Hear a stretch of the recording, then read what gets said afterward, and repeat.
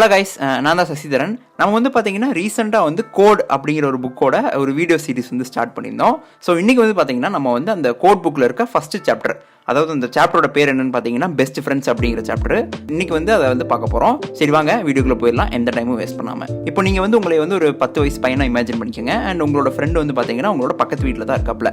So நீங்களும் அவனும் வந்து பார்த்தீங்கன்னா நிறையா விஷயங்களை வந்து நீங்கள் பேசுவீங்க, ஜோக்ஸ் எல்லாம் எக்ஸ்சேஞ்ச் பண்ணிக்குவீங்க, நான் காலையிலேருந்து என்னென்ன நடந்துச்சு அப்படிங்கிறதெல்லாம் வந்து நீங்கள் எக்ஸ்சேஞ்ச் பண்ணிக்குவீங்க. ஸோ நீங்கள் வந்து ரொம்ப பெஸ்ட் ஃப்ரெண்ட்ஸ் அப்படிங்கிறதுனால நீங்கள் வந்து ரொம்ப நேரம் பேசுறதுக்கு விரும்புவீங்க.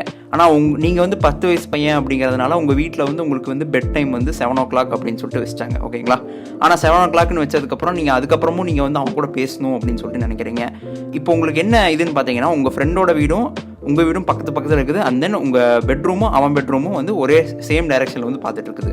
ஸோ அதனால் நம்ம வந்து டைரெக்டாக வந்து நம்ம கை அசைச்சு அண்ட் பாடி லாங்குவேஜ் எல்லாம் யூஸ் பண்ணி நம்ம வந்து அவன் கூட கம்யூனிகேட் பண்ணலாம். ஆனால் உங்கள் வீட்டில் வந்து பார்த்தீங்கன்னா 7 மணிக்கு மேலே பெட் டைம். ஸோ அப்படின்னா நீங்கள் வந்து லைட்லாம் ஆஃப் பண்ணிடணும். ஸோ லைட் ஆன் பண்ணால் தானே உங்களுக்கு வந்து அவன் என்ன பேசுகிறான் என்ன இதுன்னெலாம் தெரியும். ஸோ லைட்லாம் ஆஃப் பண்ணிட்டாங்க, உங்களுக்கு எப்படி தெரியும்? நீங்கள் வந்து பார்த்தீங்கன்னா உங்கள் ரூமுக்குள்ளே டெலிஃபோன் இருக்கும்னு நினைக்கலாம். ஆனால் வந்து பார்த்தீங்கன்னா எந்த 10 வயசு பையனோட வீட்டோட ரூமில் வந்து டெலிஃபோன் இருக்கும். ஸோ அந்த பிளானும் கேன்சல் ஆயிடுச்சு. அண்ட் தென் உங்கள் ரூமில் இருக்க ஒரே ஒரு பொருள், யூஸ்ஃபுல்லான பொருள் என்னன்னு பார்த்தீங்கன்னா, உங்ககிட்ட ஒரு டார்ச் லைட் இருக்குது, அவ்வளோதான். உங்கள் ஃப்ரெண்டுக்கிட்டையும் வந்து பார்த்தீங்கன்னா ஒரு டார்ச் லைட் இருக்குது. நீங்கள் வந்து என்ன பண்ணலாம் அப்படின்னா, அந்த டார்ச் லைட் யூஸ் பண்ணி தான் நீங்கள் வந்து கம்யூனிகேட் பண்ண முடியும், வேறு வழி இல்லை. உங்களால் சத்தமாக பேசியும் கூட அவங்க கூட கம்யூனிகேட் பண்ணலாம். ஆனால் வந்து வீட்டிலலாம் முடிச்சுக்குவாங்க. ஸோ பெரிய பிரச்சனை ஆயிரும். ஸோ அதனால் வந்து பார்த்தீங்கன்னா நீங்கள் அந்த டார்ச் லைட் யூஸ் பண்ணி கம்யூனிகேட் பண்ண நினைக்கிறீங்க. ஸோ டார்ச் லைட் யூஸ் பண்ணி எப்படி கம்யூனிகேட் பண்ணலாம்?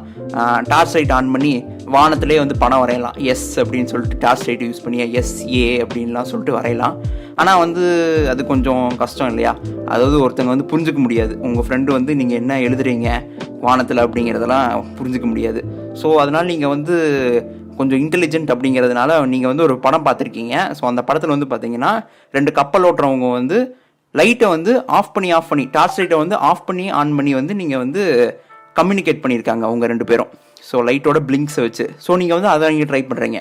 எப்படின்னு பார்த்தீங்கன்னா, ஏ அப்படின்னா உங்கள் டார்ச் லைட்டை வந்து ஒரு வாட்டி ஆன் பண்ணி ஒரு வாட்டி ஆஃப் பண்ணிடுவீங்க, ஆன் பண்ணி ஆஃப் பண்ணிடுவீங்க. ஸோ அது வந்து ஏ. பினா 2 வாட்டி ஆன் பண்ணி ஆஃப் பண்ணுவீங்க, 2 பிளிங்க்கு. அதே மாதிரி பார்த்தீங்கன்னா எல்லா லெட்டர்ஸ்க்கும் நம்ம வந்து இந்த மாதிரி பிளிங்க் சிஸ்டம் வந்து யூஸ் பண்ணிக்கலாம்.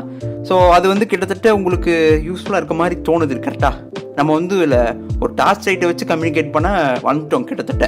ஆனால் வந்து பார்த்தீங்கன்னா நீங்கள் வந்து ஹவ் ஆர் யூ அப்படின்னு சொல்லிட்டு அவனுக்கு ஒரு மெசேஜ் சென்ட் பண்ணுறதுக்காக நீங்கள் வந்து 131 வாட்டி அந்த லைட்டை வந்து ஆன் பண்ணி ஆஃப் பண்ணுற மாதிரி இருக்கும். ஸோ அது கொஞ்சம் கஷ்டமாயிடுச்சு. நம்ம வந்து பார்த்தீங்கன்னா எப்படியோ ஒரு வழியாக வந்து உங்கள் ஃப்ரெண்டோட வந்து கம்யூனிகேட் பண்ணியாச்சு. அது என்னதான் கஷ்டமாக இருந்தாலும் இது வந்து பார்த்தீங்கன்னா பாசிபிலிட்டி இருக்குது இந்த மாதிரி கம்யூனிகேட் பண்ணுறதுக்கு. ஸோ அந்த நைட் வந்து பார்த்தீங்கன்னா இப்படியே முடிஞ்சிருச்சு. ஸோ அடுத்த நாள் காலையில் வந்து பார்த்தீங்கன்னா நீங்களும் உங்கள் ஃப்ரெண்டும் வந்து பார்த்தீங்கன்னா லைப்ரரி போகிறீங்க. ஸோ வந்து நீங்கள் ஒரு புக்கை பார்க்குறீங்க. ஸோ அந்த புக் வந்து பார்த்தீங்கன்னா மோர்ஸ் கோட் பற்றின ஒரு புக்கு.